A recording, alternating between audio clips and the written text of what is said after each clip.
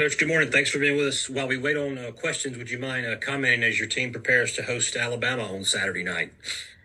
Yep, excited for the game. Should be a great atmosphere. I know our fan base has been hungry for a game like this at night, and our players are excited. And a lot of respect for Coach DeBoer and his team and the way they play and compete, the physicality they play with, and looking forward to the opportunity to see our guys go out and play. For questions, use the raise hand function, and we'll begin with Mike Griffith of the AJC. Kirby, I know it's a really small sample size so far this season, and I also know that you've talked about the team didn't get Tennessee in a lot of third downs. But in terms of pressure, I'm wondering about the new rule and the pre-snap movement. Your teams were pretty effective at shifting at the line, changing up fronts right before the snap, often confused offensive lines. Is that going to have an impact? I mean, are you still kind of waiting to see, or do you have a pretty good idea of whether or not that new rule is in fact favoring the offense this year to a decent degree? No, I see it all around the league. I mean, there's people that, I mean, it's all over tape. The Oklahoma Auburn game, Florida Miami game, it's all over tape in terms of different people doing different things. I don't think that rule gives the offense any kind of advantage, and I don't think it handicaps or hurts us in any way. I don't really know what you're asking, but I haven't thought of that as any kind of relevant change if that's what you're asking.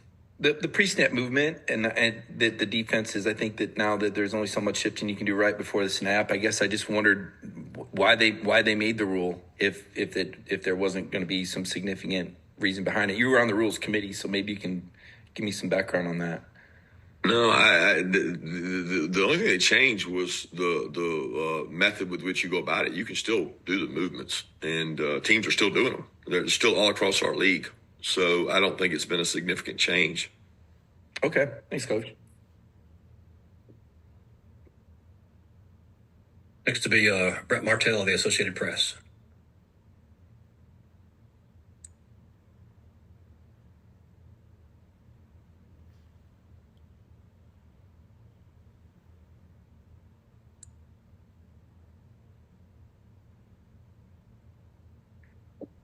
Brett, go ahead.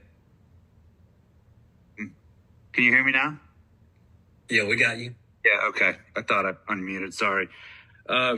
Just wanted quickly the reaction to the 3 annual opponents that Georgia's going to get for the next 4 years. If obviously the Florida one was obvious, what did you think about the other 2? No real surprise. I mean, just kind of is what it is at this point. I don't see the significance of it because every 2 years we're playing everybody in the conference. So I don't see a major significance. I mean, it would probably be a bigger deal if you played less people, or you didn't play everybody in a 2-year cycle, but you're going to play every opponent in the league within 2 years. We're just going to be playing 3 of them every year. Right. So even if it was Florida every 2 years, that would be fine with you, or do you think that would be problematic for the fan base? I don't know what you mean. You mean 2 years on, 2 years off? No. In other words, if Florida weren't one of the annual opponents.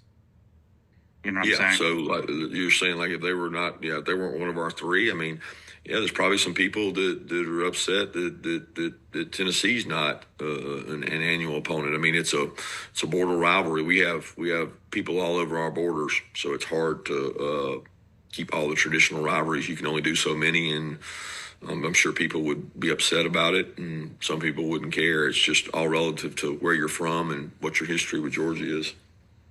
Good. Thank you.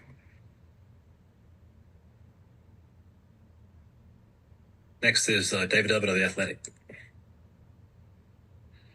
Kirby, through a season and some change, how do you feel like the institution of availability reports has gone, and how did you feel about that coming in? Fine with it coming in. It's pretty normal protocol. We had it anyway. Like, we already did it. We just didn't publicize it, but we do it, every day in our meetings. So it's just providing the information, making it more transparent. I don't I mean, I don't get a lot out of it because the way things work nowadays, you usually know on opponents and teams what's going on because of the internet sites and the posters and all the people on the boards and all that stuff, that eventually somebody in our organization usually knows what's going on at the other team in terms of injuries in the past. It's just now everybody reports it. So I don't have a problem with it. I think it's probably better for everybody that you just go ahead and put it out there. When you have a guy who is injured, but you know he's going to be available, but may not start, do you put him on the injury report? And how do you feel about places that may not? I have no clue. I don't. The trainers do it here. They come to me after practice and say, "This is what we're putting out," and I'm like, "Okay, sounds great."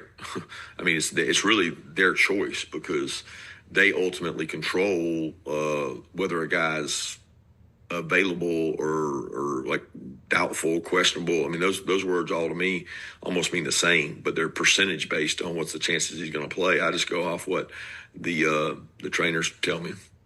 Thanks. Appreciate it. Coach, we'll finish you up with Steve Moulton on WZZN. Coach, appreciate the time. Wanted to ask about Alabama offensively in particular with Ryan Grubb. What impresses you about this offense this year for Alabama with Coach Grubb, Coach? They're very efficient. They're playing at a high level. I think he's gotten really comfortable with quarterback and timing of throws, the vision and awareness of coverage, the ability to run the ball and set up shots off of play action, package plays. They do a good job of setting up plays in terms of what they carry for that game complements the formations. They're not predictable within what they do, and they balance you up with a good bit of tempo, and they make you defend the whole field vertically and horizontally. They do a good job.